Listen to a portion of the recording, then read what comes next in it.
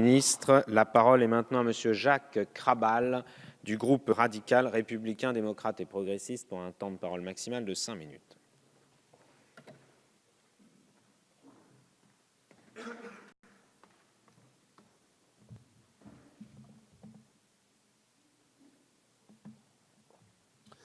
Monsieur le Président, Monsieur le Ministre, Monsieur le rapporteur, Monsieur le Président de la Commission du développement durable, chers collègues, après l'accord trouvé en CP, nous sommes réunis pour la dernière étape du parcours de cette proposition de loi visant à améliorer l'encadrement législatif du transport de personnes.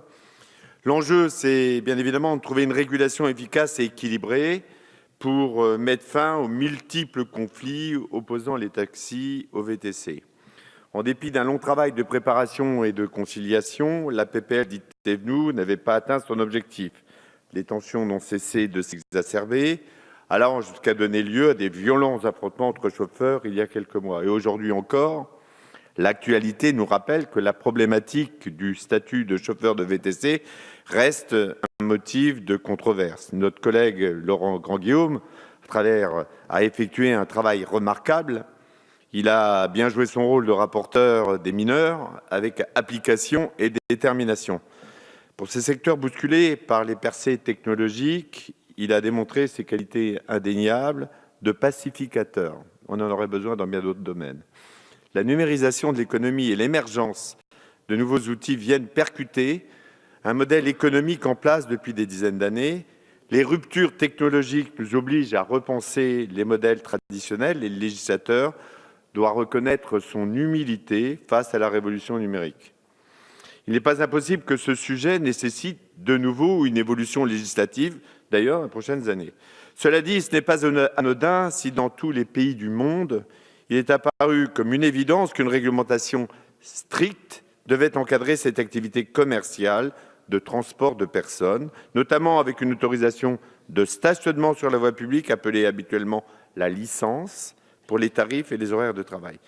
Cette régulation stricte s'impose pour des raisons d'ordre public et de saine concurrence. Mais de 2010 à 2015, en seulement 5 ans, le nombre de véhicules de transport avec chauffeur a quasiment été multiplié par 6. Sous prétexte de simplification, nous sommes arrivés à une situation créant une concurrence inéquitable entre les taxis et les VTC. Incontestablement, les VTC ont permis une baisse, une baisse de prix, une amélioration de la qualité des services rendus aux clients et la création de nombreux emplois.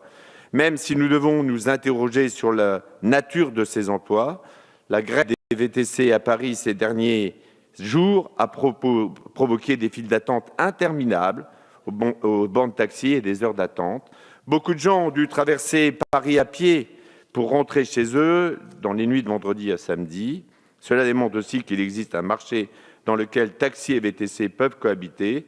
Les effets bénéfiques des TIC ne sauraient occulter pour autant leurs effets négatifs pour les travailleurs de la société. Destruction de valeur, dumping social, précarisation en termes de temps de travail, de protection sociale, de revenus, sans oublier une perte non négligeable de ressources fiscales et sociales pour l'État et les collectivités. La contradiction sur laquelle repose le modèle économique des plateformes est particulièrement criante dans ce secteur. Les revenus futurs des chauffeurs appelés partenaires, puisque non salariés, dépendent non seulement des notes attribuées par les clients transportés, mais aussi et surtout de décisions prises par les plateformes pour encadrer leur travail. Sans être redevables des obligations liées au statut d'employeur, celles-ci imposent de facto une subordination aux chauffeurs. Dans ce contexte, la proposition de loi tend à faire converger les métiers de chauffeur VTC et les chauffeurs de taxi et à limiter les excès, des injustices et de l'ubérisation. Les membres de la CMP ont réussi à bâtir ensemble un consensus transpartisan et transchambre. Et donc, c'est pourquoi, pour cette réussite, les membres du groupe de RDP soutiennent cette proposition de loi et remercient encore le rapporteur pour l'excellent travail. Merci, Monsieur Krabal.